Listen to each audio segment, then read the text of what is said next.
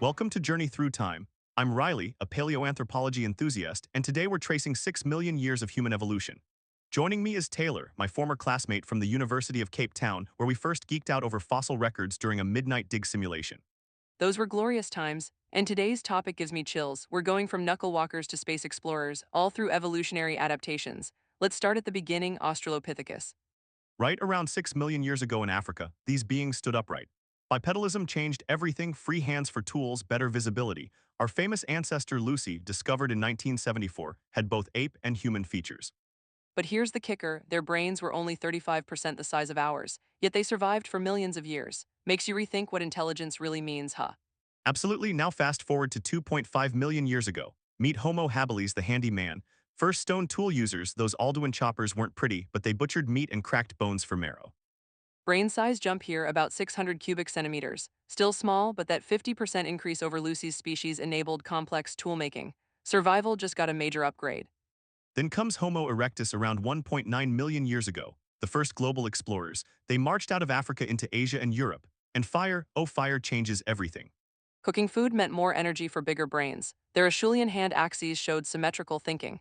These guys survived for nearly 2 million years, longest living human species ever. Now enter Homo heidelbergensis 600,000 years ago, our common ancestor with Neanderthals. Their brain size, nearly 90% of modern humans. Sophisticated hunting strategies emerged.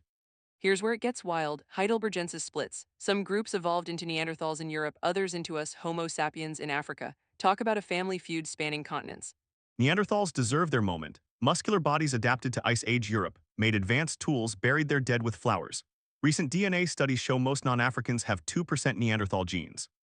But why did they vanish 40,000 years ago? Climate change, competition with us, maybe both. Their legacy lives on in our immune systems and red hair genes.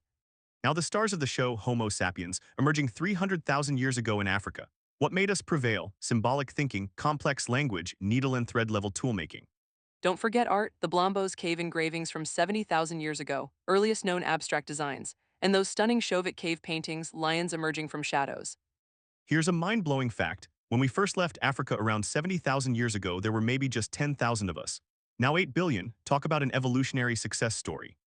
But wait, we weren't alone. Remember the Denisovans in Asia? We've got their genes too. A finger bone and 2 teeth are all we've found, but their DNA lives on in Pacific Islanders' high-altitude adaptations.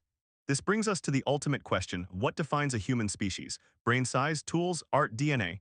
As we keep finding new fossils, the family tree gets more complicated. Exactly, take Homo naledi, discovered in 2015 in South Africa. Small-brained but possibly practicing ritual burial, challenges all our assumptions about cognitive evolution. And let's not forget the hobbit, Homo floresiensis, 3-foot-tall humans surviving in Indonesia until 50,000 years ago. Evolution kept experimenting with human forms. Which makes our survival even more remarkable. Climate shifts, volcanic winters, we outlasted them all. Now we're changing the planet itself, the Anthropocene era. Looking ahead, where's evolution taking us? Larger brains, smaller teeth, space adaptation. With genetic engineering, we might direct our own evolution, terrifying and exciting. But let's appreciate how far we've come, from Lucy's first steps to moon landings. 6 million years of resilience encoded in our DNA. What a journey. Before we wrap, quick fire round. Taylor, most underrated human ancestor. Homo heidelbergensis, they invented throwing spears, first to hunt big game. Your turn, coolest evolutionary adaptation. Sweat glands, our cooling system, let us persistence hunt in midday sun. Okay, last one. What extinct human species would you want to meet? Neanderthals, I'd ask about their medicinal plants knowledge. You. Homo erectus, the ultimate survivors. Thanks for this mind-expanding chat, Taylor.